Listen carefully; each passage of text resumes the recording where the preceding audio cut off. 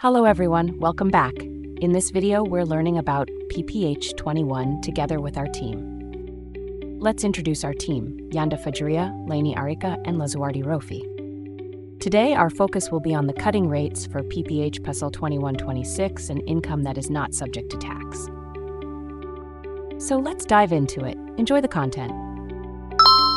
Pemotongan pajak penghasilan termasuk 21 menggunakan dua tarif pemotongan, yaitu Tarif Umum Pasal 17 Ayat 1A Undang-Undang PPH, lapisan penghasilan kena pajak sampai dengan 60 juta rupiah dikenakan tarif 5%. Di atas 60 juta rupiah sampai dengan 250 juta rupiah dikenakan 15%. Di atas 250 juta rupiah sampai dengan 500 juta rupiah dikenakan tarif 25%. Di atas 500 juta rupiah sampai dengan 5 miliar rupiah dikenakan tarif 30%, dan di atas 5 miliar dikenakan tarif 35%.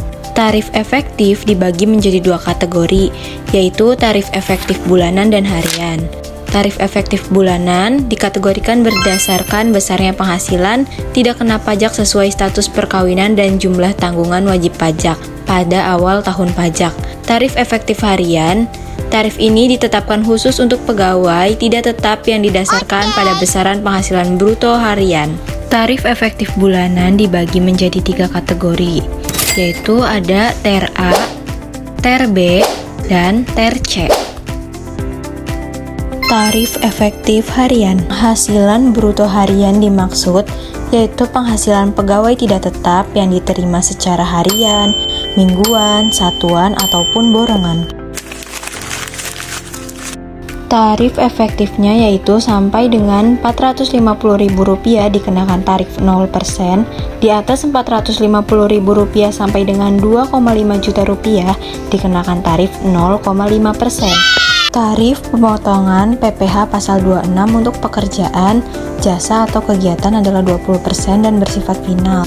Namun, jika pihak yang dipotong memiliki surat SKD WPLN, maka tarif pemotongannya akan mengikuti ketentuan dalam Persetujuan Penghindaran Pajak Berganda antara Indonesia dan negara domisili wajib pajak tersebut. Penetapan tarif efektif pemotongan PPH Pasal 21 dilakukan dengan telah memperhatikan adanya pengurang penghasilan bruto berupa biaya jabatan atau iuran pensiun dan penghasilan tidak kena pajak.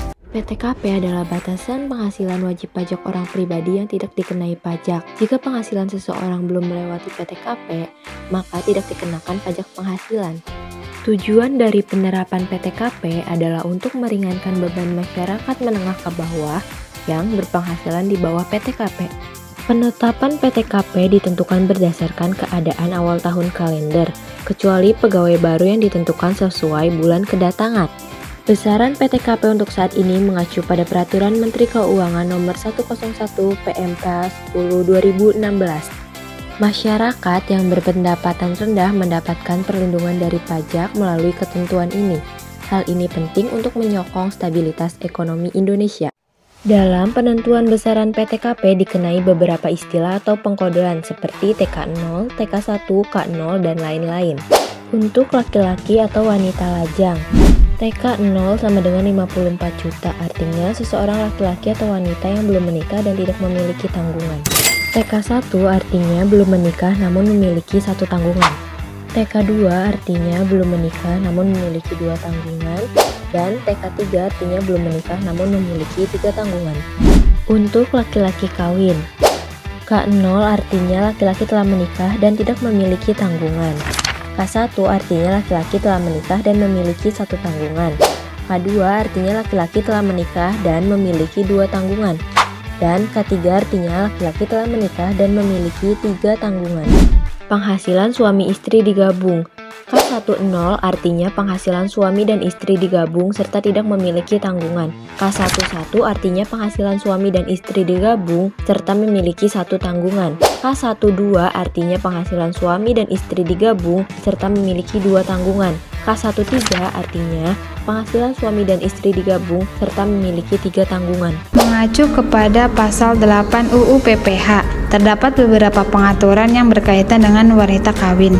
Dalam UU PPH, keluarga ditempatkan sebagai unit kesehatan ekonomis, artinya satu NPWP untuk satu keluarga. Penghasilan dari suami, istri, dan anak digabungkan dan dikenai pajak oleh kepala keluarga.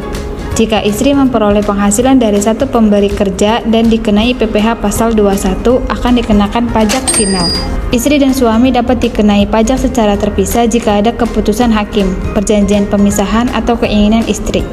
Langkah awal menentukan PTKP wanita adalah dengan melihat status wanita tersebut pada awal tahun, menikah atau tidak. Wanita lajang. Pada dasarnya, PTKP untuk wanita lajang sama seperti PTKP laki-laki lajang. Idealnya untuk orang lajang, maka dia hanya menanggung biaya hidup dirinya sendiri, sehingga PTKP bagi dirinya sendiri. Namun pada praktiknya, tidak menutup kemungkinan bagi wanita lajang juga harus menanggung biaya hidup keluarganya, sehingga meskipun lajang, wanita tersebut diperbolehkan untuk menambahkan tanggungan pada komponen PTKP-nya. Wanita kawin. Secara default, besaran PTKP untuk wanita kawin adalah TK/0. PTKP wanita kawin yang bekerja pada satu pemberi kerja, NPWP gabung suami. Dalam hal wanita kawin tersebut, memperoleh penghasilan semata-mata diterima dari satu pemberi kerja, telah dipotong PPH pasal 21 dan pekerjaan tersebut tidak ada hubungannya dengan usaha atau pekerjaan bebas suami atau anggota keluarga lainnya, maka atas penghasilan tersebut dikenai PPH bersifat final. Dengan demikian, suami mencantumkan penghasilan istrinya tersebut ke dalam SPT tahunan PPH dirinya pada kolom penghasilan yang dikenakan pajak final atau bersifat final. Ilustrasi kasus: Nyonya C merupakan petugas tata usaha di Universitas HIJ. Sebagai pegawai tetap, dia mendapatkan penghasilan setiap bulan sebesar 10 juta dan telah dipotong PPH pasal 21 oleh universitas tersebut. Sementara Tuan D selaku suami dari Nyonya C merupakan PNS di Kementerian Kesehatan, maka sesuai dengan ketentuan, PTKP Nyonya C adalah PTKP untuk dirinya sendiri, yaitu TK/0. Atas penghasilan yang diterima oleh Nyonya C akan dilaporkan dalam SPT tahunan PPH Tuan D dan dilaporkan sebagai penghasilan yang dikenakan pajak final atau bersifat final. PTKP wanita kawin yang bekerja lebih dari satu pemberi kerja, NPWP gabung suami. Dalam hal wanita kawin bekerja pada lebih dari satu pemberi kerja, maka penghasilannya tidak bersifat final. Namun PTKP-nya tetap mengikuti ketentuan yang diatur dalam Peraturan Pemerintah Nomor 58 Tahun 2023, yaitu untuk dirinya sendiri atau TK0. Ilustrasi kasusnya: Nyonya E bekerja sebagai konsultan pajak pada dua perusahaan sekaligus, yaitu PT FGH dan PT IJK. Nyonya E bekerja pada PT FGH pada hari Selasa, Rabu, dan pada PT IJK hari Jumat dan Sabtu. Tuan F selaku suami Nyonya E merupakan PNS pada Kementerian Keuangan. Keduanya belum dikaruniai anak. Status PTKP Tuan F adalah K0, sedangkan status PTKP Nyonya E pada masing-masing perusahaan tercatat adalah TK0. PTKP tersebut harus diperhitungkan kembali pada SPT tahunan PPH orang pribadi Tuan F. Dan atas penghasilan yang diterima oleh Nyonya E bukan merupakan penghasilan yang bersifat final, sehingga harus diperhitungkan kembali dengan penghasilan suaminya. PTKP wanita kawin yang melakukan kegiatan usaha NPWP gabung suami, seperti halnya wanita kawin yang bekerja pada lebih dari satu pemberi kerja.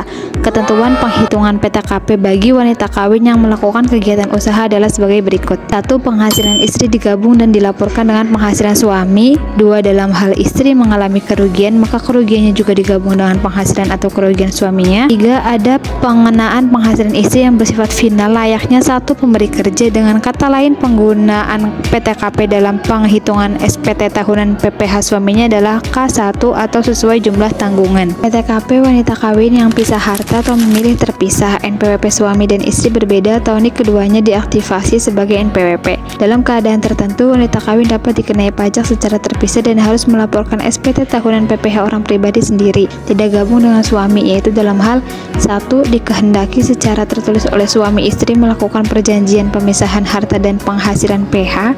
2. Dikehendaki oleh istri yang memilih untuk menjalankan hak dan kewajiban perpajakannya sendiri atau MT. Kedua kondisi di atas, secara prinsip besaran PTKP bagi wanita kawinnya tetaplah sama, yaitu TK0. Namun dalam pelaporan SPT tahun PPH orang pribadinya, masing-masing suami dan istri tersebut harus menghitung ulang PPH terutang atas penghasilan yang diterimanya secara proporsional.